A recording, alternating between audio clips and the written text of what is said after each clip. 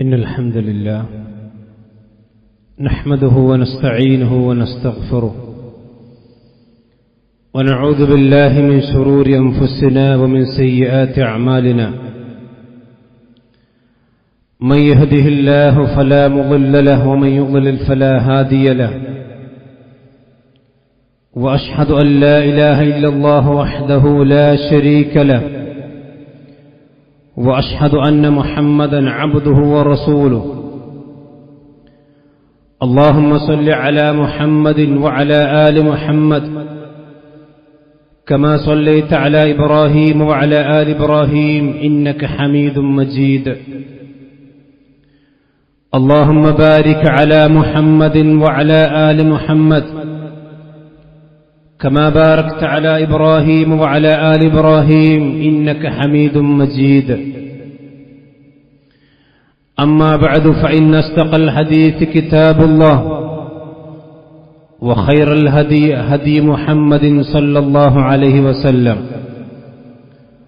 وشر الأمور محدثاتها وكل محدثة بدعة وكل بدعة ضلالة وكل ضلالة في النار يا أيها الذين آمنوا اتقوا الله حق تقاته ولا تموتن إلا وأنتم مسلمون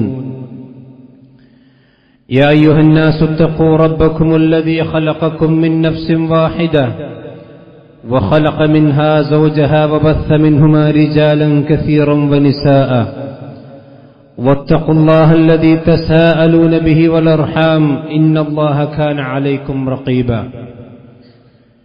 يا أيها الذين آمنوا اتقوا الله وقولوا قولا سديدا يصلح لكم أعمالكم ويغفر لكم ذنوبكم ومن يطع الله ورسوله فقد فاز فوزا عظيما ഏറെ ബഹുമാനരായ സത്യവിശ്വാസികളെ വിശ്വാസിനികളെ അല്ലാഹു സുബ്ഹാനഹു വ തആലയുടെ നിയമനിർദ്ദേശങ്ങൾ നമ്മുടെ ഓരോരുത്തരുടെയും ജീവിതത്തിൽ പാലിച്ചുകൊണ്ട് തഖ്വയുള്ളവരായി അള്ളാഹുവിന്റെ ഇഷ്ടദാസന്മാരായി ജീവിക്കുവാൻ നാം ശ്രമിക്കണം, പരിശ്രമിക്കണമെന്ന് ആമുഖമായി ഓർമ്മപ്പെടുത്തുകയാണ്, വസിയത്ത് ചെയ്യുകയാണ്. ലോകത്തിലെ ഏറ്റവും വിശുദ്ധമായ ഭൂമിയായ മക്കയെ സംബന്ധിച്ചും അതിന്റെ മഹത്വങ്ങളെ സംബന്ധിച്ചുമാണ് കഴിഞ്ഞ ആഴ്ചയിൽ നാം മനസ്സിലാക്കിയത്. പരിശുദ്ധമായ മക്ക രാജ്യം കഴിഞ്ഞാൽ ഭൂമിയിൽ ഏറ്റവും ശ്രേഷ്ഠതയുള്ള നാടും മണ്ണും അത് മദീനയാണ്. റസൂലുള്ളാഹി സ്വല്ലല്ലാഹു അലൈഹി വസല്ലമയുടെ ഹിജ്റ പോയ നാടാണ്. ഇസ്ലാമിക പ്രമാണങ്ങളിൽ ഒരുപാട് പ്രത്യേകതകളുള്ള ഒരു നാടാണ് മദീനയുടെ നാട്. യസ്രിബ് എന്നാണ് അതിന്റെ പഴയ നാമം. നബി സല്ലല്ലാഹു അലൈഹി വസല്ലമ അവിടേക്ക് ഹിജ്റ പോയി. അങ്ങനെ റസൂലുള്ളാഹിന്റെ പട്ടണം മദീനത്തുർ റസൂൽ സല്ലല്ലാഹു അലൈഹി വസല്ലം, അതിൽ നിന്നാണ് അൽ മദീന എന്ന നാമകരണം അതിന് ലഭിച്ചിട്ടുള്ളത്. വേറെയും ഒരുപാട് പേരുകളുണ്ട്. ദാറുൽ ഹിജ്റ, ദാറുൽ ഈമാൻ, ത്വയ്ബ എന്നിങ്ങനെയുള്ള പേരുകളൊക്കെ പണ്ഡിതന്മാർ അതിന് നൽകിയതായിക്കൊണ്ട് കാണാൻ കഴിയും. 20-ലധികം നാമങ്ങൾ മദീനക്കുണ്ട് എന്ന് ദാറുൽ ബുൽദാനിൽ നമുക്ക് കൃത്യമായിക്കൊണ്ട് കാണാൻ കഴിയും. ഒരുപാട് പ്രത്യേകതകളുള്ള മണ്ണും നാടുമാണ് നബി സല്ലല്ലാഹു അലൈഹി വസല്ലമയുടെ മദീന. ദാറുൽ ഹിജ്റ എന്നറിയപ്പെടുന്ന ഒരു സ്ഥലമാണ്. നമുക്കറിയാം, നബി സല്ലല്ലാഹു അലൈഹി വസല്ലം 13 വർഷക്കാലം മക്കയിൽ അനുഭവിച്ച പീഡനങ്ങൾക്കും പ്രയാസങ്ങൾക്കും കയ്യും കണക്കുമില്ലായിരുന്നു. നബി സല്ലല്ലാഹു അലൈഹി വസല്ലമക്ക് ഒരിക്കലും പുറത്തു പോകാൻ ഇഷ്ടമില്ലാത്ത നാടായിട്ട് പോലും പ്രവാചകൻ മക്കയിൽ നിന്ന് പുറത്തു പോവുകയാണ്. നാട്ടുകാർ അദ്ദേഹത്തെ പുറത്താക്കുകയാണ്. ആ സന്ദർഭത്തിലാണ് യസ്രിബിൽ നിന്ന്, മദീനയിൽ നിന്ന് ചില ആളുകൾ മക്കയിലേക്ക് ഉംറയുടെ ആവശ്യാർത്ഥം വരുന്നത്. നബി സല്ലല്ലാഹു അലൈഹി വസല്ലം അവരുമായി കരാറുണ്ടാക്കി.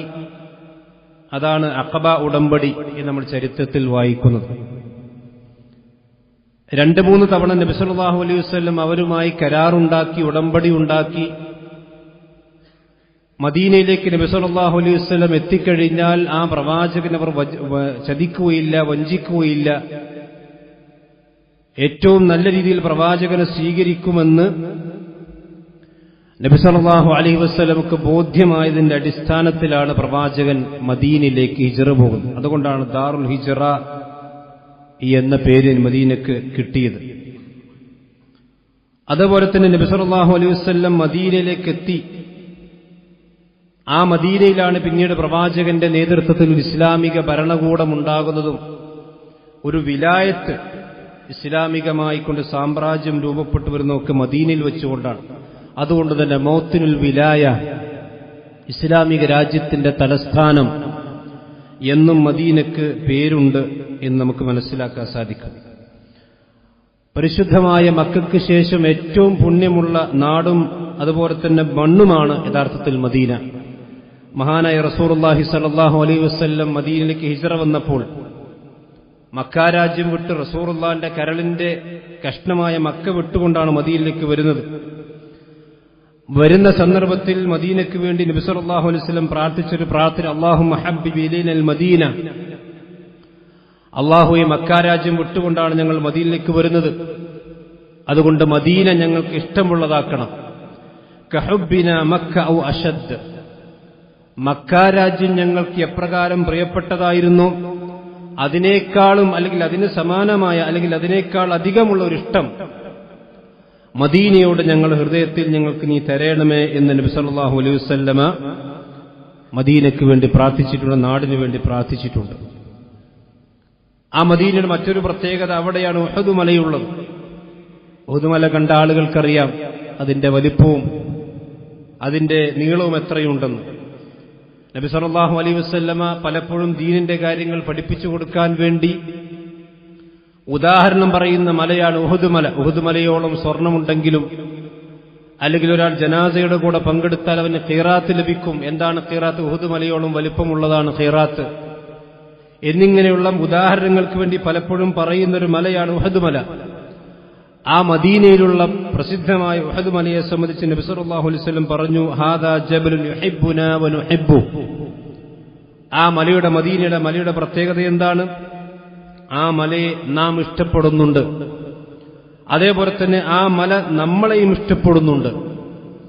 അഥവാ നബി സല്ലല്ലാഹു അലൈഹി വസല്ലമയും വിശ്വാസിയെയും സ്നേഹിച്ച ഒരു മലയാണ് ഉഹദ് മല എന്നാണ് നബി സല്ലല്ലാഹു അലൈഹി വസല്ലം പഠിപ്പിച്ചിട്ടുള്ളത്. മലക്ക് ഇഷ്ടമുണ്ടോ, സ്നേഹമുണ്ടോ എന്നൊക്കെ ചില ആളുകൾക്ക് സംശയമുണ്ടായേക്കാം. അതൊരു കല്ലും മണ്ണും അതുപോലെ തന്നെ കുത്തങ്കല്ലുമല്ലേ? അതിനെങ്ങനെയാണ് പ്രവാചകനെ തിരിച്ചറിയാൻ കഴിയുക? ഈ ചോദ്യങ്ങൾക്ക് വിശുദ്ധ ഖുർആനും പ്രവാചകന്റെ ഹദീസുകളും പരിശോധിച്ചാൽ വളരെ കൃത്യമായ ഉത്തരം നമുക്ക് ലഭിക്കും. ജീവജാലങ്ങൾ ഞാൻ മുമ്പ് സൂചിപ്പിച്ച കാര്യം ഇദ്റാഖുണ്ട്.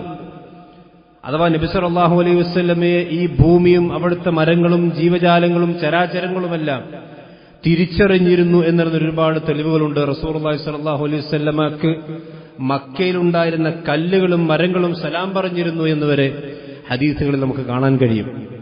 അതുകൊണ്ട് തന്നെ ഉഹദ് മലയെ സംബന്ധിച്ച് നബി സല്ലല്ലാഹു അലൈഹി വസല്ലം പറഞ്ഞു, ആ മല നമ്മൾ ഇഷ്ടപ്പെടുന്നുണ്ട്, നാം ആ മലയെയും ഇഷ്ടപ്പെടുന്നുണ്ട്.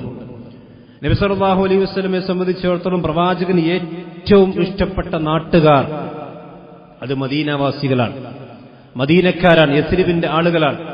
നബി സല്ലല്ലാഹു അലൈഹി വസല്ലം പറഞ്ഞ ഹദീസിൽ കാണാം, ലൗ സലക്കൻ നാസു വാദിയൻ വസലക്കത്തിൽ അൻസാറു വാദിയൻ. ജനങ്ങളെല്ലാം ഒരു വഴിയിലേക്ക് പ്രവേശിക്കുകയാണ്, അൻസാരികൾ മറ്റൊരു വഴിയിലേക്കും പ്രവേശിക്കുന്നു, ഒരു താഴ്വരയിലേക്ക് പ്രവേശിക്കുന്നു. ലസലക്തു വാദിയൽ അൻസാർ, ഞാൻ അൻസാരികളുടെ വാദിയിലേക്കാണ് പ്രവേശിക്കുക എന്നാണ് നബി സല്ലല്ലാഹു അലൈഹി വസല്ലം പറഞ്ഞത്. എന്ന് പറഞ്ഞാൽ ഞാൻ എപ്പോഴും അൻസാരികളുടെ കൂടെയായിരിക്കും, മദീനവാസികളുടെ കൂടെയായിരിക്കും ഞാനുണ്ടാവുക.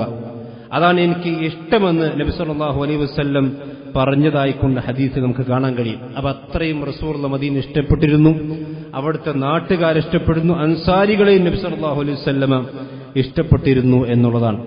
അതേപോലെ തന്നെ നബി സല്ലല്ലാഹു അലൈഹി വസല്ലമയാണ് മദീനയെ ഹറമാക്കി മാറ്റിയത്.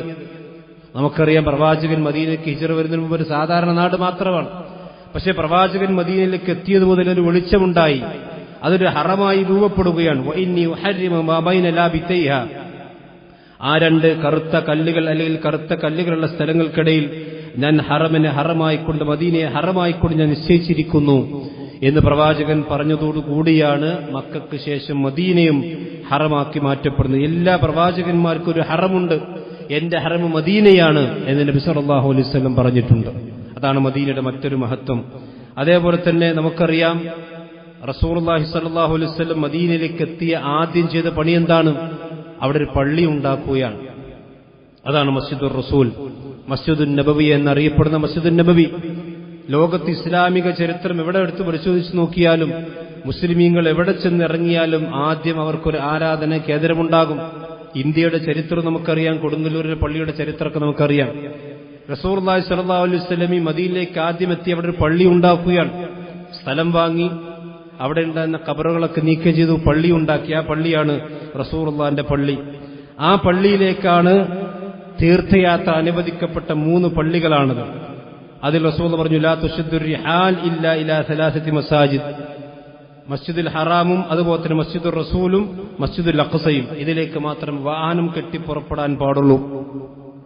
അതേപോലെ തന്നെ മദീനയുടെ പള്ളിയുടെ മറ്റൊരു പ്രത്യേകത എന്താണ്?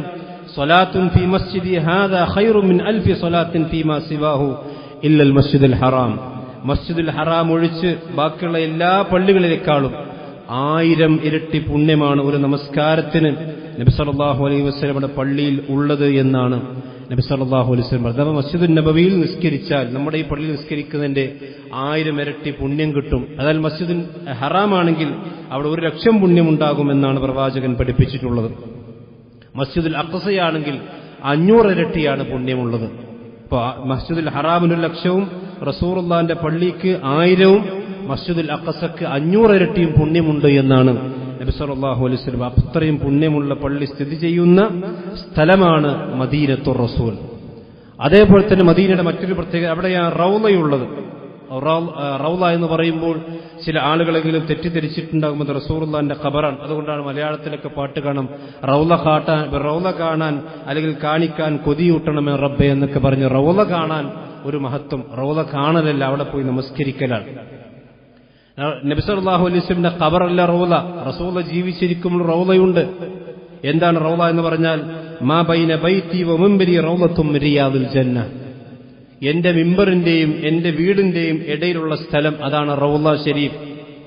ഇന്ന് മസ്ജിദുൻ നബവി സന്ദർശിച്ച ആളുകൾക്കറിയാം, ഒരു പ്രത്യേകമായ കാർപ്പറ്റ് കൊണ്ട് അല്ലെങ്കിൽ പ്രത്യേകമായി അടയാളപ്പെടുത്തിയ കുറച്ച് സ്ഥലം, അതാണ് റൗളത്തു ഷരീഫ്. ആ റൗളയുടെ പ്രത്യേകത എന്താണ്? അത് സ്വർഗത്തിൽ നിന്നുള്ള തോട്ടമാണ് എന്നാണ് പ്രവാചകൻ പഠിപ്പിച്ചത്. അത് സ്വർഗത്തിന്റെ സ്ഥലമാണ്. അതിന് പണ്ഡിതന്മാർ പല വിശദീകരണങ്ങൾ നൽകിയിട്ടുണ്ട്. കാരണം നബി സല്ലല്ലാഹു അലൈഹി വസല്ലം എപ്പോഴും അങ്ങോട്ടും ഇങ്ങോട്ടും 5 വക്ത് പ്രവാചകൻ നടക്കുകയും റസൂലുള്ളാഹി സ്വല്ലല്ലാഹു അലൈഹി വസല്ലമിന്റെ പാദസ്പർശം ഏറ്റവും കൂടുതൽ ഏറ്റ സ്ഥലമാണ് റൗള ഷരീഫ്. അതേപോലെ തന്നെ നബി സല്ലല്ലാഹു അലൈഹി വസല്ലമയുടെ ദർസുകളും ഖുർആൻ അവതരണങ്ങളും പ്രവാചകന്റെ ഇൽമ് ആളുകൾക്ക് കൊടുത്തതുമെല്ലാം അവിടെ വെച്ചുകൊണ്ടാണ്. പ്രവാചകന്റെ ഏറ്റവും കൂടുതൽ സാന്നിധ്യമുള്ള സ്ഥലം അവിടെയാണ്. അതേപോലെ തന്നെ ചില പണ്ഡിതന്മാർ പറഞ്ഞത് സ്വർഗത്തിലേക്ക് അഥവാ ഖിയാമത്ത് നാളിന് ശേഷം ഈ സ്ഥലം അതൊരു സ്വർഗത്തിന്റെ തോട്ടമായിക്കൊണ്ട് അള്ളാഹു മാറ്റുന്നതാണ്. അതുകൊണ്ട് തന്നെയാണ് ആ സ്ഥലം അത് സ്വർഗത്തിലേക്ക് മാറ്റപ്പെടും. ദുനിയാവിൽ നിന്നൊരു സ്ഥലം മാറ്റുന്നുണ്ടെങ്കിൽ അത് റൗളയാണ്. അതുകൊണ്ടാണ് റൗളത്തും റിയാദുൽ ജന്ന എന്ന് റസൂൽ അതിനെ വിശേഷിപ്പിച്ചത്. അവിടെയാണ് റസൂലുള്ളാഹിന്റെ ഇൽമിന്റെ സദസ്സുകളും എല്ലാ സദസ്സുകളും അസ്ഹാബു സുഫയും റസൂലുള്ളാഹിന്റെ ഭാര്യമാരും പ്രവാചകന്റെ അനുയായികളും എല്ലാവരും ഇരുന്ന സ്ഥലമാണത്. അതുകൊണ്ട് തന്നെ ആ സ്ഥലം ഭൂമിയിൽ മദീനയിൽ മാത്രമേ ഉള്ളൂ. അതുകൊണ്ട് റൗളത്തും റിയാദുൽ ജന്ന, അത് റസൂലുള്ളാഹിന്റെ ഖബറായി ചില ആളുകൾ ഇന്ന് റസൂൽ ഏതൊരു പച്ചക്കുപ്പ വിരിച്ച ഒരു ഫോട്ടത്തിൽ റൗള ഷരീഫ് എന്നൊക്കെ എഴുതി വെച്ച് അതെന്തോ ബർക്കത്തുണ്ട് പുണ്യമുള്ള കാര്യമാണെന്ന് വെച്ച് വീട്ടിലൊക്കെ തൂക്കുന്ന ചില മുസ്ലിം ആളുകൾ നമുക്ക് കാണാൻ കഴിയും. അതൊക്കെ അന്ധവിശ്വാസവും അല്ലെങ്കിൽ ഒരു തെറ്റായ ധാരണയാണ്. റസൂലുള്ളാഹിന്റെ റൗള എന്ന് പറഞ്ഞാൽ അത് ഖബറല്ല. അവിടെ 2 റക്അത്ത് പോയി നമസ്കരിക്കൽ വളരെ പുണ്യമുള്ള കാര്യമായിട്ട് നബി സല്ലല്ലാഹു അലൈഹി വസല്ലം പഠിപ്പിച്ചിട്ടുണ്ട്. പലപ്പോഴും ഞാൻ സാന്ദർഭികമായിട്ടൊരു കാര്യം പറയാണ്.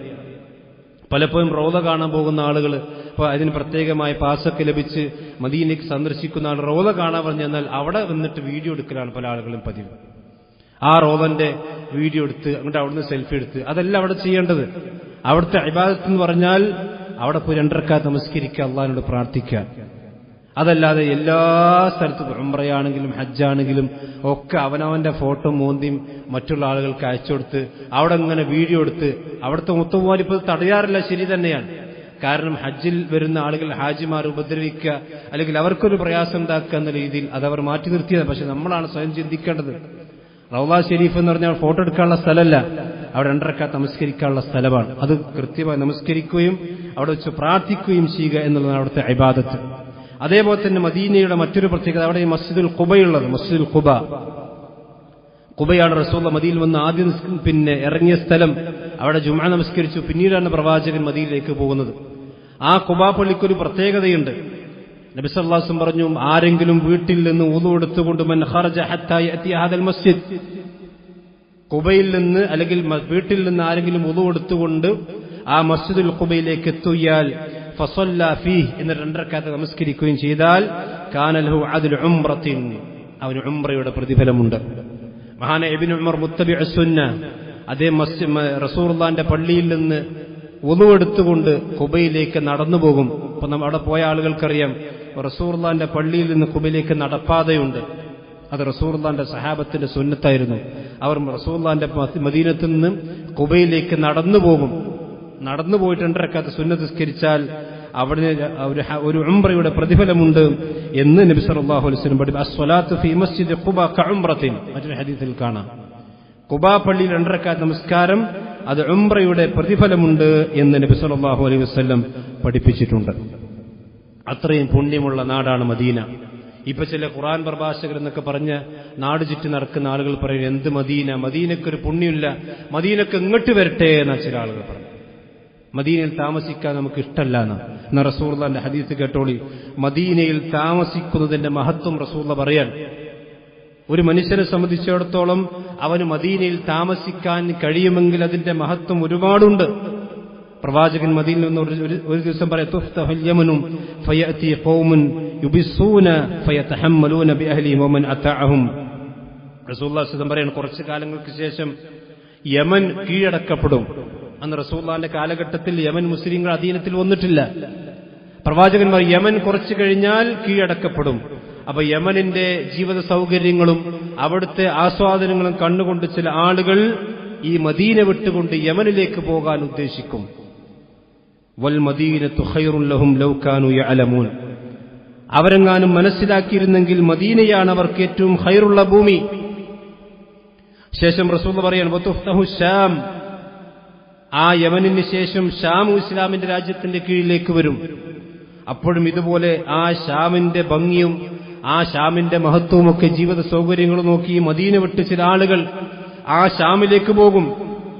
വൽ മദീനത്തു ഖൈറുൽ ലഹും ലൗ കാനൂ യഅലമൂൻ, അവരെങ്ങാനും മനസ്സിലാക്കിയിരുന്നെങ്കിൽ മദീനയാണ് അവർക്ക് ഏറ്റവും പുണ്യമാക്കപ്പെട്ട ഭൂമി. വീണ്ടും പ്രവാചകൻ പറഞ്ഞു, വതുഫ്തഹുൽ ഇറാഖ്, ഇറാഖിന്റെ ഭൂമിയും ഇസ്ലാമിക സാമ്രാജ്യത്തിന് കീഴിൽ വരും. അപ്പോഴും അവിടേക്കും ചില ആളുകൾ മദീനയിൽ നിന്ന് പോകാൻ ഇഷ്ടപ്പെടും. എന്നാൽ വൽ മദീനത്തു ഖൈറുൽ ലഹും ലൗ കാനൂ യഅലമൂൻ, അവർ മനസ്സിലാക്കിയിരുന്നെങ്കിൽ മദീനയാണ് അവർക്ക് ഏറ്റവും ഖൈറായ മണ്ണ് എന്ന് നബി സല്ലല്ലാഹു അലൈഹി വസല്ലം പറഞ്ഞതായി ഇമാം ബുഖാരി മുസ്ലിം ഒക്കെ ഉദ്ധരിച്ച ഹദീസാണ്. അപ്പോൾ മദീനയിൽ താമസിക്കുന്ന ആളുകളെ സംബന്ധിച്ചിടത്തോളം ആ നാട് വിട്ട് മറ്റൊരു നാട്ടിലേക്ക് പോവുക എന്ന് പറഞ്ഞാൽ അത് ഒരു ഖൈറായ കാര്യമല്ല എന്നാണ് പ്രവാചകൻ പഠിപ്പിച്ചത്. ഇനി അതല്ല, മദീനയിലേക്ക് ആരെങ്കിലും വന്നുകൊണ്ട് താമസിക്കാൻ ഉദ്ദേശിക്കുന്നു, അതും അവർക്ക് ഖൈറാണ്. നബി സല്ലല്ലാഹു അലൈഹി വസല്ലം പറഞ്ഞ ഹദീസിൽ കാണാം, മനിസ്തതഅ യമൂത ബിൽ മദീന ഫൽയമതു ബിഹാ, ആർക്കെങ്കിലും മദീനയിൽ പോയിക്കൊണ്ട് മരിക്കാൻ സാധിക്കുമെങ്കിൽ അവൻ അങ്ങനെ മരിക്കട്ടെ എന്നാണ്. ഇത് റസൂലുള്ളാഹി പറഞ്ഞ ഹദീസാണ്. എല്ലാവർക്കും മദീനയിൽ പോകാൻ ചിലപ്പോൾ കഴിഞ്ഞോളൊന്നുമില്ല. ഈ ഹദീസിനെ വിശദീകരിച്ചുകൊണ്ട് പണ്ഡിതന്മാർ പറയാൻ, ഒരാൾ മദീനയിൽ താമസിക്കാൻ അയാൾക്ക് രോഗം പിടിപെട്ടു, ഇനി അധികകാലം ജീവിക്കൂല അയാൾക്ക് മനസ്സിലായി, അയാൾ നാട്ടിലേക്ക് തിരിച്ചു പോകാതെ മദീനയിൽ തന്നെ ജീവിക്കലാണ് അയാൾക്ക് ഖൈർ. കാരണം എന്താണ്? മദീനയിൽ മരിക്കുക എന്ന് പറഞ്ഞതിന്റെ പുണ്യം എത്രയാണ്? റസൂൽ പറഞ്ഞു, ഫഇന്നി ഉശഫിഉ ബിമൻ യമൂതു ഫീഹാ, ആ മദീനയിൽ മരിച്ച വ്യക്തികൾക്ക് വേണ്ടി ഞാൻ പരലോകത്ത് വെച്ചുകൊണ്ട് ശഫാഅത്ത് ചോദിക്കും. ഇത് റസൂലുള്ളാഹി സ്വല്ലല്ലാഹു അലൈഹി വസല്ലം പറഞ്ഞ സഹീഹായ ഹദീസാണ്. അത്രയും പുണ്യമുണ്ട് മദീനക്ക്. എന്നിട്ടാ ചില ആളുകൾ പറഞ്ഞു, മദീനക്കൊരു പ്രത്യേകിച്ച് പുണ്യമൊന്നുമില്ല, മദീനന്റെ പുണ്യൊക്കെ ഇങ്ങോട്ട് മുക്കത്തുക്കും മുത്തടത്തൊക്കെ വന്നോട്ടെ എന്ന്. ഇതൊക്കെ തനിച്ച് കുഫറിന്റെ വാചകങ്ങളാണ്. റസൂൽ പറയാണ്, മദീനയിൽ ആരെങ്കിലും മരിക്കാൻ ആഗ്രഹിക്കുന്നുണ്ടെങ്കിൽ അവൻ മദീനയിലാണ് മരിക്കേണ്ടത്. അത്രയും പുണ്യമുള്ള നാടാണ് മദീന. ആ മദീനയുടെ മഹത്വമാണ് പ്രവാചകൻ സല്ലല്ലാഹു അലൈഹി വസല്ലം പഠിപ്പിച്ചിട്ടുള്ളത്. ഇനി മദീനയിൽ എത്ര ഫിത്നകളുണ്ടെങ്കിലും പോലും, അഥവാ റസൂലുള്ളാഹിന്റെ കാലശേഷം മഹാനായ ഉസ്മാൻ ഇബ്നു അഫ്ഫാൻ റളിയല്ലാഹുവിന്റെ വധത്തിന് ശേഷം ഒരുപാട് ഫിത്നകൾ മദീനയിലും മക്കത്തൊക്കെ ഉണ്ടായി. സഹാബത്തിനിടയിലും അതുപോലെ തന്നെ ചില ഖവാരിജികളും അതുപോലെ തന്നെ ഈ ഷിയാക്കളും ഒക്കെ ഫിത്ന ഉണ്ടാക്കി. ആ സന്ദർഭത്തിൽ അബ്ദുല്ലാഹി ഇബ്നു ഉമർ റളിയല്ലാഹു അൻഹു അദ്ദേഹം ഒരു സദസ്സിൽ മദീനത്തിൽ നിന്നിരിക്കുമ്പോൾ അദ്ദേഹത്തിന്റെ മൗലത്തായിട്ടുള്ള അദ്ദേഹം ഒരു മോചിപ്പിച്ച അടിമ വന്നിട്ട് അബ്ദുല്ലാഹി ഇബ്നു ഉമർ റളിയല്ലാഹു അൻഹു പറയാണ്, ഇന്നി അറത്തുൽ ഖുറൂജി യാ അബാ അബ്ദുറഹ്മാൻ, അല്ലയോ അബു അബ്ദുറഹ്മാൻ, ഞാൻ ഈ നാട് വിട്ടു പോകാൻ ഉദ്ദേശിക്കാൻ. കാരണം എന്താ? ഇഷ്തദ്ദ അലൈന സമാൻ, നാട്ടിൽ ഒരുപാട് ഫിത്നയും ഫസാദൊക്കെ ആയി. റസൂലുള്ളാഹിന്റെ പള്ളിയിലും അതുപോലെ തന്നെ മറ്റു സ്ഥലങ്ങളിലൊക്കെ ഖവാരിജികളും ഷിയാക്കളും ഒക്കെ ഒരുപാട് ഫിത്ന ഉണ്ടാക്കുന്നു. ഉസ്മാൻ ഇബ്നു അഫ്ഫാനെ കൊന്നു. അതുപോലെ തന്നെ അലി ഇബ്നു അബീ താലിബിന്റെ കാലഘട്ടത്തിൽ ഒരു ഫിത്ന ഉണ്ടായി. ഇതൊക്കെ കണ്ട് മടുത്തിട്ട് ഈ മദീന വിട്ടു പോകാൻ ഞാൻ ആഗ്രഹിക്കുന്നു എന്ന് അബ്ദുല്ലാഹി ഇബ്നു ഉമർ റളിയല്ലാഹു അൻഹുവിന്റെ അടുക്കൽ വന്ന് പറഞ്ഞപ്പോൾ, ഉഖ്ഉദി ലിഖാഇൻ, അല്ലേ വിവരം കെട്ടവളെ, നീ മദീനയിൽ തന്നെ ഇരിക്കൂ. തന്റെ മോചിപ്പിക്കപ്പെട്ട അടിമയാണ്, ഒരു പെണ്ണാണ്. വിവരമില്ലാത്ത പെണ്ണ് വന്നിട്ട് പറഞ്ഞപ്പോ അബ്ദുല്ലാഹി ഇബ്നു ഉമർ റളിയല്ലാഹു അൻഹു പറഞ്ഞു, നീ വിവരമില്ലാത്തവളെ, നീ അവിടെ തന്നെ നിൽക്കുക. കാരണം ഫഇന്നി സമിഅതു റസൂലുള്ളാഹി സ്വല്ലല്ലാഹു അലൈഹി വസല്ലം യഖൂൽ, നബി സല്ലല്ലാഹു അലൈഹി വസല്ലം പറഞ്ഞതായിക്കൊണ്ട് ഞാൻ കേട്ടിട്ടുണ്ട്, ലാ യസ്ബിറു അലാ ലഅ്വാഇഹാ വശിദ്ദതിഹാ അഹദുൻ ഇല്ലാ കുൻതു ലഹു ഷഹീദൻ. ഈ മദീനയിലുള്ള പ്രയാസങ്ങളും ബുദ്ധിമുട്ടുകളും ഒക്കെ സഹിച്ച് ആ മദീനയിൽ തന്നെ ഒരു മനുഷ്യൻ നിന്നാൽ ഇല്ലാ കുൻതു ലഹു ഷഹീദ, ഞാൻ അവന് വേണ്ടി പരലോകത്ത് സാക്ഷി നിൽക്കും. ഔ ശഫീഅൻ യൗമുൽ ഖിയാമ, അതല്ലെങ്കിൽ ഖിയാമത്ത് നാളിൽ ഞാൻ അവന് വേണ്ടി ശഫാഅത്ത് ചോദിക്കുമെന്ന് നബി സല്ലല്ലാഹു അലൈഹി വസല്ലം പറഞ്ഞതായിക്കൊണ്ട് ഞാൻ കേട്ടിട്ടുള്ളതുകൊണ്ട് നീ മദീന വിട്ടു പോകരുത്, മദീനയിൽ തന്നെ താമസിച്ച് എത്ര പ്രയാസങ്ങളും ഫിത്നയുണ്ടെങ്കിലും ഇവിടെ തന്നെ നിന്നോ എന്ന് മഹാനായ അബ്ദുല്ലാഹി ഇബ്നു ഉമർ റളിയല്ലാഹു അൻഹു തന്റെ മൗലാത്തിനെ ഓർമ്മപ്പെടുത്തിയതായിക്കൊണ്ട് ഇമാം മുസ്ലിം ഉദ്ധരിക്കുന്ന ഹദീസിൽ കാണാം. അത്രയും പുണ്യമുള്ള നാടാണ് മദീന. മഹാനായ ഉമർ ഇബ്നുൽ ഖത്താബ് റളിയല്ലാഹു അൻഹു നടത്തിയ പ്രാർത്ഥന ഉണ്ട്, അല്ലാഹുമ്മ ർസുഖ്നി ശഹാദതൻ ഫീ സബീലിക്, അല്ലാഹു നിന്റെ മാർഗ്ഗത്തിൽ രക്തസാക്ഷിത്വം ഞാൻ നിന്നോട് ചോദിക്കുന്നു. വജ്അൽ മൗതി ഫീ ബലദി റസൂലിക്, എന്റെ മരണം നിന്റെ റസൂലുള്ളാഹിന്റെ നാട്ടിൽ നീ ആക്കണമേ. മഹാനായ ഉമർ ഇബ്നുൽ ഖത്താബ് റളിയല്ലാഹു അൻഹു രണ്ട് കാര്യമാണ് അല്ലാഹുവിനോട് ചോദിച്ചത്. ഒന്ന്, അല്ലാഹുവിന്റെ മാർഗ്ഗത്തിൽ ഷഹാദത്ത് തരണം. ആ ഉമർ ഇബ്നുൽ ഖത്താബ് റളിയല്ലാഹു അൻഹു ഷഹീദാകുമെന്ന് റസൂലുള്ളാഹ് ജീവിച്ചിരിക്കുമ്പോൾ തന്നെ പ്രവചിച്ചിട്ടുണ്ട്. ഉഹുദ് മലയിലെ മുകളിൽ ഒരിക്കൽ മഹാനായ അബൂബക്കറും ഉമറും ഉസ്മാനും അതുപോലത്തെ റസൂലുള്ളാഹി ഇരിക്കൽ. അപ്പോൾ ഉഹുദ് മല ചെറുതായിട്ടൊന്ന് കുലുങ്ങി. അപ്പോഴാണ് റസൂലുള്ളാഹി പറഞ്ഞത്, ഉസ്ബുത്, നീ അടങ്ങിയിരിക്കണം, നിന്റെ മുകളിൽ ഒരു സുദ്ദീഖും രണ്ട് ഷഹീദുമാരുമാണ് ഇരിക്കുന്നത്, ഒരു പ്രവാചകനും. രണ്ട് ഷഹീദുമാർ പറഞ്ഞത് ഉമറും ഉസ്മാനും റളിയല്ലാഹു അൻഹും. ഇവർ രണ്ടുപേരും അള്ളാഹുവിന്റെ മാർഗത്തിൽ ഷഹീദാകുമെന്ന് അവിടെ മുമ്പിൽ വെച്ചുകൊണ്ട് റസൂലുള്ളാഹി പ്രഖ്യാപിച്ചതാണ്. അള്ളാഹു നീ ഷഹാദത്ത് എനിക്ക് തരണം. രണ്ടാമത്തെ കാര്യം എന്താ? വജ്അൽ മൗതി ഫീ ബലദി റസൂലിക, അള്ളാഹു നിന്റെ റസൂലുള്ളാഹിന്റെ ഭൂമിയിൽ മരിക്കാൻ നീ എനിക്ക് അവസരം തരണം. അള്ളാഹു മഹാനായ ഉമർ ഇബ്നു ഖത്താബ് റളിയല്ലാഹു ഈ രണ്ട് പ്രാർത്ഥനകൾ സ്വീകരിക്കുകയാണ്. അദ്ദേഹം മരിച്ചതും കുത്തേറ്റി കൊടുന്ന റസൂലുള്ളാഹിന്റെ പള്ളിയിൽ വെച്ചുകൊണ്ട് നമുക്ക് ചരിത്രം അറിയാലോ. അപ്പൊ മദീനയിൽ മരിക്കാൻ കൊതിക്കുക എന്ന് പറഞ്ഞത് അതൊരു വിശ്വാസിയുടെ ഈമാനിന്റെ ഭാഗമാണ്. അതല്ലാതെ അവിടെ ഒന്നും പ്രത്യേകിച്ചൊരു പുണ്യമില്ല എന്നൊന്നും പറഞ്ഞാൽ അതൊരു മുസ്ലിമീങ്ങൾക്ക് അംഗീകരിക്കാൻ കഴിയും സാധ്യമല്ല. അതേപോലെ തന്നെ മദീനയുടെ ഭക്ഷണത്തിന് ചില പ്രത്യേകതകളുണ്ട്. ഞാൻ കഴിഞ്ഞ ആഴ്ച പറഞ്ഞല്ലോ, മക്കക്കാർക്ക് വേണ്ടിയും അവിടുത്തെ അഹ്ലുകാർക്ക് വേണ്ടിയും ഇബ്രാഹിം നബി അലൈഹി സ്വലാത്തു വസ്സലാം ദുആ ചെയ്തിട്ടുണ്ട് അവിടുത്തെ ഭക്ഷണത്തിന് വേണ്ടി. പക്ഷെ മദീനയിലെ ഭക്ഷണത്തിന് വേണ്ടി റസൂലുള്ളാഹി പ്രാർത്ഥിച്ചു, അല്ലാഹുമ്മ ബാരിക് ലനാ ഫീ സമരിന, അല്ലാഹുവേ മദീനത്തെ എല്ലാ ഭക്ഷണ പദാർത്ഥങ്ങൾക്കും ഫലവർഗ്ഗങ്ങൾക്കും നീ ബർക്കത്ത് ചെയ്യണം. വബാരിക് ലനാ ഫീ മദീനതിന, ഈ മദീനക്ക് നീ ബർക്കത്ത് ചെയ്യണം. അതുകൊണ്ടാണ് മദീനത്തെ മണ്ണിന് പോലും ബർക്കത്തുണ്ട്. വതുർബത്തു അർദിന, നബി സല്ലല്ലാഹു അലൈഹി വസല്ലം റുഖിയ നടത്തുമ്പോൾ, രോഗികൾക്ക് വേണ്ടി ചികിത്സ നടത്തുമ്പോൾ പ്രവാചകൻ തന്റെ തുപ്പല് മദീനത്തെ മണ്ണിൽ വെച്ചുകൊണ്ട് രോഗിയുടെ ശരീരത്തിൽ വെക്കാറുണ്ട്. ഇതൊക്കെ ഹദീസിൽ. ആ മദീനയുടെ മണ്ണിന് പോലും ബർക്കത്തുണ്ട്. എന്താ കാരണം? ഉബാരിക് ലനാ ഫീ മദീനതിന, ഈ പണ്ടട്ടത്തിൽ ഞങ്ങൾക്ക് ബർക്കത്ത് ചെയ്യണം. ഉബാരിക് ലനാ ഫീ സാഇന വബാരിക് ലനാ ഫീ മുദ്ദിന, ഞങ്ങളുടെ സാഇലും മുദ്ദിലും അളവിലും തൂക്കത്തിലുമൊക്കെല്ലാം അല്ലാഹുവേ നീ ബർക്കത്ത് ചെയ്യണം. അല്ലാഹുമ്മ ഇന്ന ഇബ്രാഹീമ അബ്ദുക വ ഖലീലുക വ നബിയുക വ ഇന്നി അബ്ദുക വ നബിയുക വ ഇന്നഹു ദആക ലിമക്ക. അല്ലാഹുവേ ഇബ്രാഹിം നബി അലൈഹി സ്വലാത്തു വസ്സലാം നിന്റെ ഖലീലാണ്, അബ്ദാണ്. ആ ഇബ്രാഹിം മക്കൾക്ക് വേണ്ടി പ്രാർത്ഥിച്ചിട്ടുണ്ട്. വ ഇന്നി അദ്ഉക ലിൽ മദീന, അതുകൊണ്ട് ഈ മദീനയ്ക്ക് വേണ്ടി ഞാനും പ്രാർത്ഥിക്കുന്നു. ബിമിസ്ലി മാ ദആക ലിമക്ക. ഇബ്രാഹിം നബി അലൈഹി സ്വലാത്തു വസ്സലാം മക്കൾക്ക് വേണ്ടി പ്രാർത്ഥിച്ച അതുപോലത്തെ ഒരു പ്രാർത്ഥന ഞാൻ എന്റെ മദീനയ്ക്ക് വേണ്ടി പ്രാർത്ഥിക്കുന്നു. വമിസ്ലഹു മഅഹു, അതിന്റെ ഇരട്ടിയും ഞാൻ പ്രാർത്ഥിക്കുന്നു, അതുപോലത്തെ ഒന്നും ഞാൻ പ്രാർത്ഥിക്കുന്നു. അഥവാ റസൂലുള്ളാഹി സ്വല്ലല്ലാഹു അലൈഹി വസല്ലം പ്രാർത്ഥന, മദീനയ്ക്കുള്ള പ്രാർത്ഥന, ഇബ്രാഹിം നബി മക്കൾക്ക് വേണ്ടി പ്രാർത്ഥിച്ചത് ഇരട്ടി പ്രാർത്ഥന റസൂലുള്ളാഹി മദീനയ്ക്ക് വേണ്ടി പ്രാർത്ഥിച്ചിട്ടുണ്ട്. അത്രയും പുണ്യം അവിടുത്തെ നാടും അവിടുത്തെ മണ്ണും അവിടുത്തെ ഫലവർഗ്ഗങ്ങളും എല്ലാം ബറക്കത്തുള്ളതാണ് എന്നാണ് നബി സല്ലല്ലാഹു അലൈഹി വസല്ലം പഠിപ്പിച്ചത്. അതേപോലെ തന്നെ മദീനയ്ക്കൊരു പ്രൊട്ടക്ഷൻ ഉണ്ട്. 2 കാര്യങ്ങൾ മദീനയിലേക്ക് പ്രവേശിക്കുകയില്ല. എന്താ പറഞ്ഞ റസൂലുള്ളാഹി പറയും, അല അൻഖാബിൽ മദീന, മദീനയുടെ എല്ലാ വഴികളിലും അൽ മലായിക, മലക്കുകളുടെ കാവലുണ്ടാവും. മദീനയിലേക്ക് പ്രവേശിക്കുന്ന എല്ലാ വഴികളിലും അല്ലാഹുവിന്റെ മലായിക്കത്തിന്റെ കാവലുണ്ട്. ലാ യദ്ഖുലുഹ അത്താഊൻ വലദ് ദജ്ജാൽ, പ്ലേഗ് രോഗം മക്കയിലേക്ക് പ്രവേശിക്കുകയില്ല. പ്ലേഗ് രോഗം ഒരിക്കലും മക്കയിലേക്ക് പ്രവേശിക്കുകയില്ല. അതേപോലെ തന്നെ വലദ് ദജ്ജാൽ, ദജ്ജാലും പ്രവേശിക്കുകയില്ല. നമുക്കറിയാം, ഇത് റസൂലുള്ളാഹി സ്വല്ലല്ലാഹു അലൈഹി വസല്ലം പറഞ്ഞിട്ട് 14 നൂറ്റാണ്ടുകൾ കഴിഞ്ഞു. ഈ 14 നൂറ്റാണ്ടിന്റെ ചരിത്രത്തിൽ ഒരിക്കൽ പോലും മദീനയിൽ പ്ലേഗ് രോഗം പടർന്നു പിടിച്ചതായിക്കൊണ്ട് ഒരു ചരിത്രത്തിൽ നമുക്ക് കാണാൻ സാധ്യമല്ല.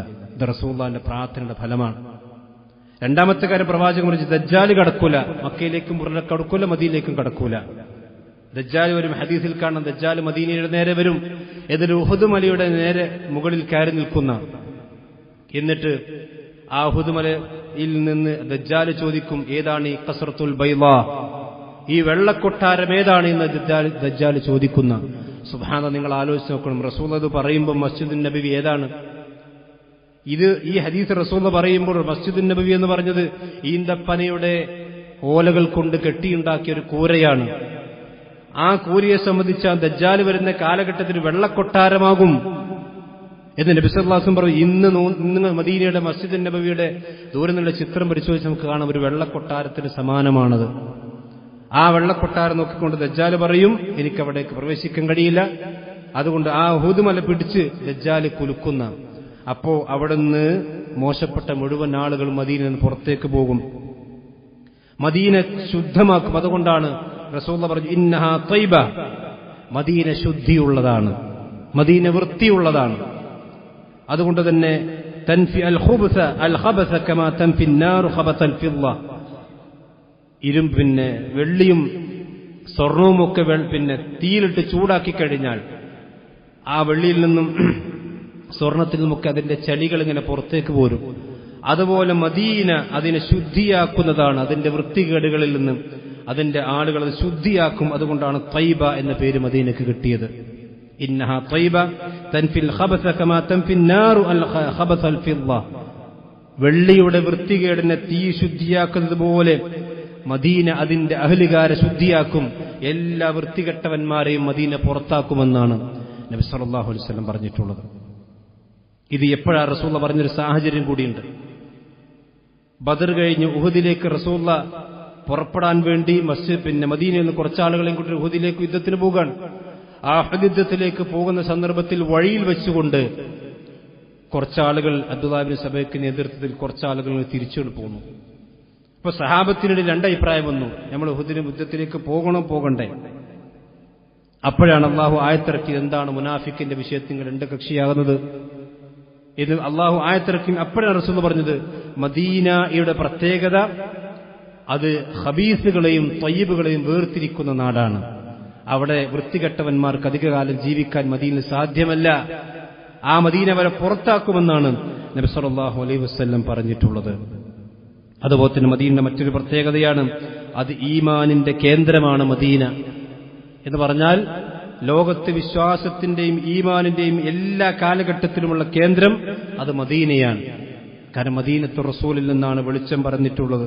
റസൂൽ പറഞ്ഞു, ഇന്നൽ ഈമാന ലയരിസു ഇലൽ മദീന കമാ തഅറുസുൽ ഹിബ്ബത്തു അൽ ഹബ്ബത്തു ഇലാ ജുഹരിഹ അൽ ഹബ്ബത്തു ഇലാ ജുഹരിഹ, ഒരു അൽ ഹയ്യത്തു ഇലാ ജുഹരിഹ, ഒരു പാമ്പ് അതിന്റെ മാളത്തിലേക്ക് അഭയം കണ്ടെത്തുന്നത് പോലെ, അല്ലെങ്കിൽ പിന്നെ അത് അഭയം തേടുന്നത് പോലെ ഈമാൻ അത് മദീനയിലേക്ക് തിരിച്ചു വരും.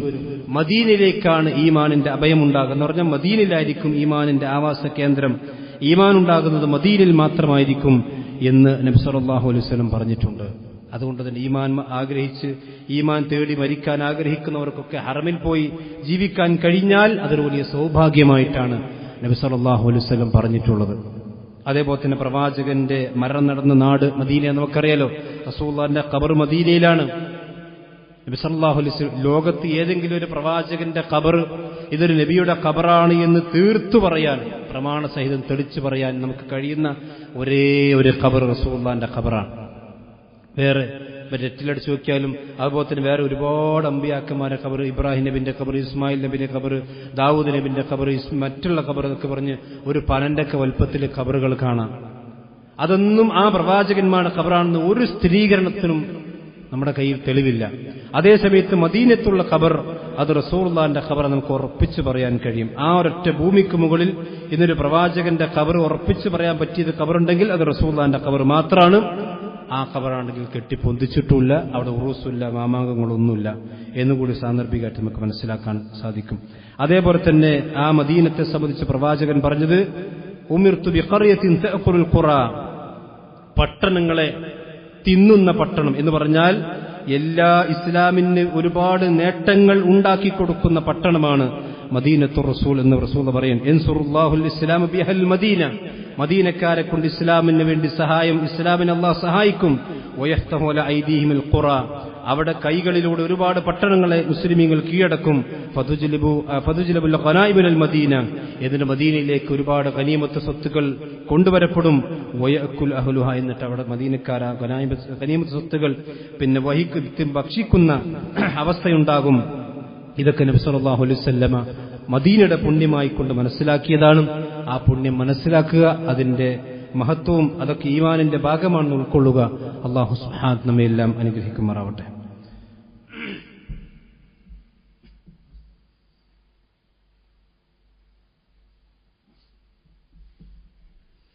ഇന്നൽ ഹംദുലില്ലാഹി വസ്സലാത്തു വസ്സലാമു അലാ റസൂലില്ലാഹി വഅലാ ആലിഹി വസ്ഹബിഹി അജ്മഈൻ, അമ്മാ ബഅദ്.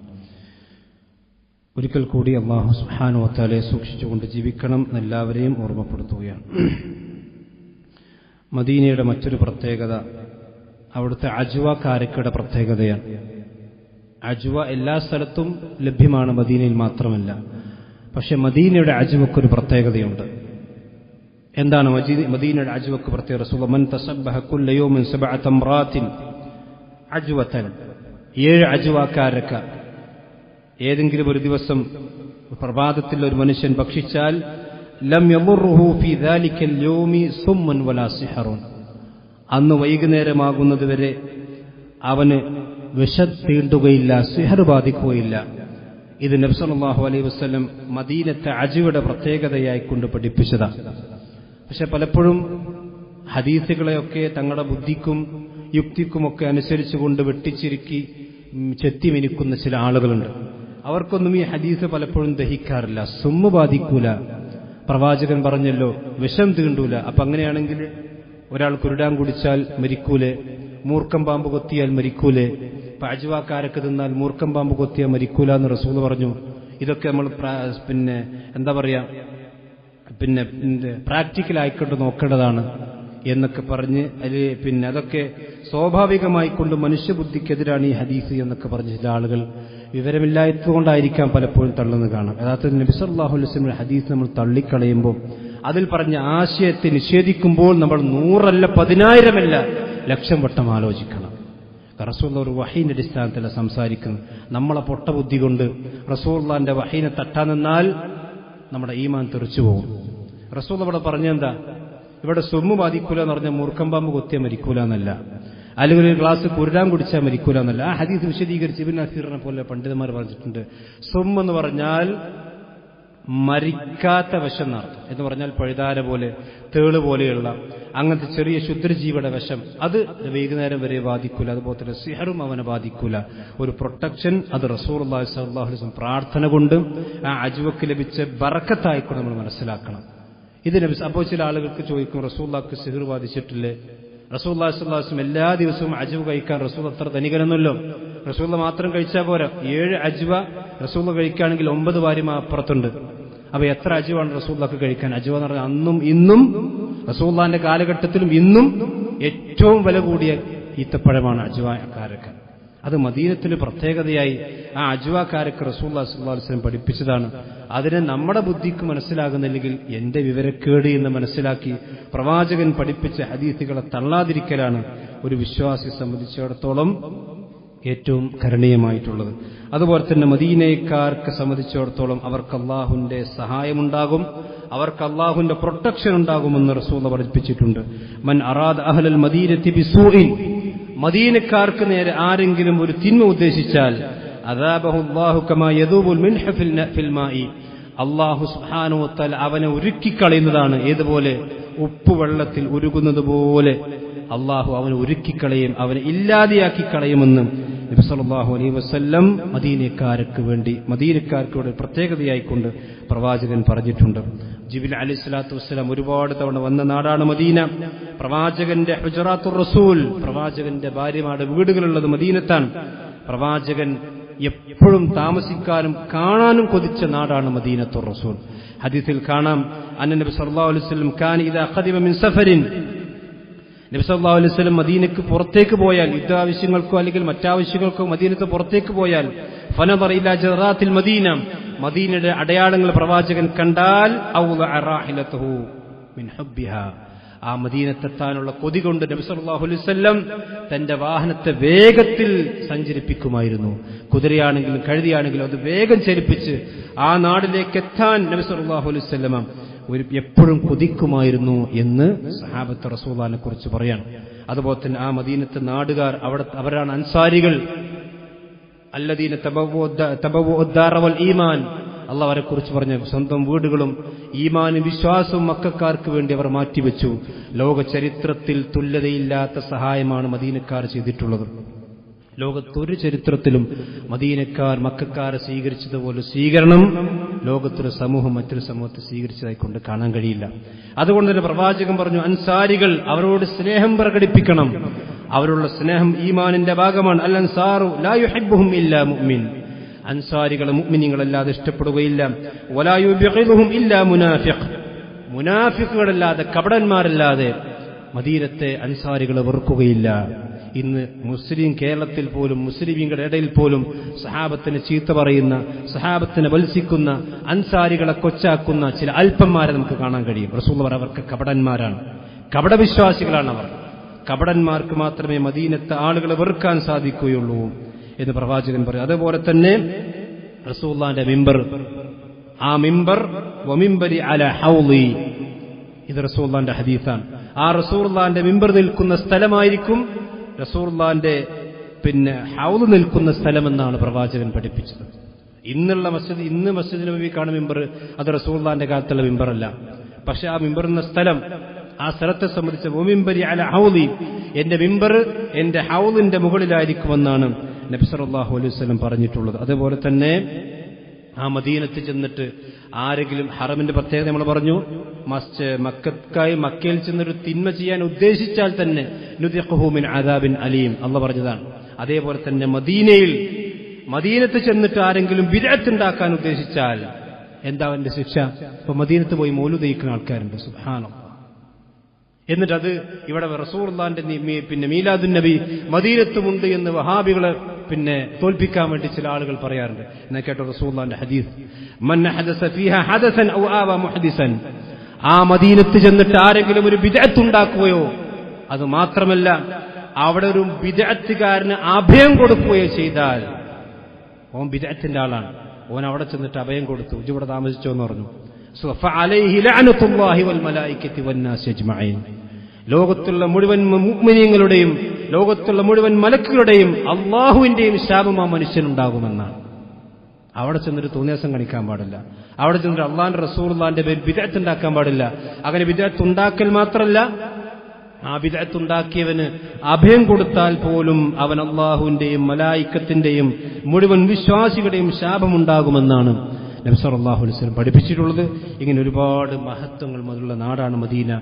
റസൂലുള്ളാഹിയും അൻസാരികളും മുഹാജിറുകളും ജീവിച്ച സ്വർഗം കൊണ്ട് അള്ളാഹു സന്തോഷ വാർത്ത അറിയിച്ചിട്ടുള്ള സ്വർഗമുണ്ടെന്ന് അള്ളാഹിന്റെ റസൂൽ നാവ് കൊണ്ട് പ്രഖ്യാപിച്ച മുഴുവൻ സഹാബത്തിന്റെയും കാൽ സ്പർശമേറ്റ നാടാണ് മദീനത്തുർ റസൂൽ. അതുകൊണ്ട് ആ നാടിന് അതിന്റെ മഹത്വം നമ്മൾ മനസ്സിലാക്കുക. അതിനെ കൊച്ചാക്കുന്ന ആളുകൾ അല്പന്മാരെ നമ്മൾ തിരിച്ചറിയുകയും മദീനത്തുർ റസൂലിലേക്ക് പോയി ജീവിക്കാൻ നമ്മൾ കൊതിയുണ്ടാകണം. അവിടുത്തെ നാട്ടിൽ പോയിക്കൊണ്ട് മരിക്കാൻ കഴിയുമെങ്കിൽ അങ്ങനെ മരിക്കാൻ നമ്മൾ ആഗ്രഹിക്കുകയും പ്രാർത്ഥിക്കുകയാണ് സഹോദരന്മാരെ. അല്ലാഹു സുബ്ഹാനഹു വ തആല എല്ലാം അനുഗ്രഹിക്കുമാറാവട്ടെ. അവന്റെ ദീന് കൂടുതൽ പഠിക്കാനും മനസ്സിലാക്കാനും അതനുസരിച്ചുകൊണ്ട് ജീവിക്കാനും അള്ളാഹു നമ്മെല്ലാം അനുഗ്രഹിക്കുമാറാവട്ടെ. നമ്മിൽ നിറഞ്ഞും അറിയാതെ വന്നുപോയിട്ട് ചെറുതും വലുതുമായ മുഴുവൻ തെറ്റുകുറ്റങ്ങളും അള്ളാഹു നമുക്കെല്ലാം പുറത്തു നൽകുമാറാവട്ടെ. നമ്മളിത് മരണപ്പെട്ടു എന്നെല്ലാവരായ നമ്മുടെ മാതാപിതാക്കൾ, നമ്മുടെ കൂട്ടുകുടുംബങ്ങൾ, അവർക്കെല്ലാം അള്ളാഹു സ്വർഗം നൽകി ആദരിക്കുമാറാവട്ടെ. അവരെ നമ്മെ നാളെ ജന്നാത്തുൽ ഫിർദൗസ് അല്ലാഹു ഒരുമിച്ച് കൂട്ടുമാറാവട്ടെ. اللهم اغفر للمؤمنين والمؤمنات والمسلمين والمسلمات. اللهم اعز الاسلام والمسلمين واذل الشرك والمشركين. ربنا تقبل منا انك انت السميع العليم وتب علينا انك انت التواب الرحيم. آمين آمين برحمتك يا ارحم الراحمين.